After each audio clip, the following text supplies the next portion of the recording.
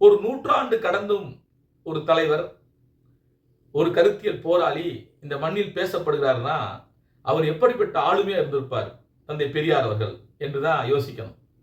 ஏனென்றால் எத்தனையோ தலைவர்கள் வருவார்கள், ஆட்சியாளர்கள் இருப்பார்கள், அதிகாரத்தில் இருப்பார்கள், உச்சத்தில் கூட இருப்பாங்க. ஆனால் அவர்களை பற்றிலாம் இங்க யாரும் பேச போறது கிடையாது.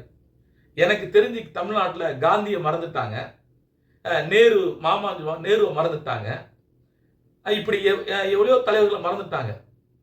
ஆனால் பெரியாரை மட்டும் இங்கு ஒரு பேசும் பொருளாக இருக்குன்னா அதற்கு காரணம் அவருடைய கருத்தியல் அரசியல் தான். ஏன் கருத்தியல் அரசியல்ங்கிறனா, கருத்தியல் என்பது ஒரு வெடிமருந்து கிடங்கு மாதிரி நம்மகிட்ட இருந்து வந்துகிட்டே இருக்கும். அரசியல் என்பது ஒரு சமூகத்தை பக்குவப்படுத்துவது. அப்படிதான் பகுத்தறி பகலவன் தந்தை பெரியார் அவர்கள் இந்த தமிழ் சமூகத்தை பக்குவப்படுத்தியுள்ளார். இந்திய சமூகம் திரும்பி பார்க்கிற அளவுக்கு தமிழ் சமூகத்தை வளர்த்தெடுத்தார்.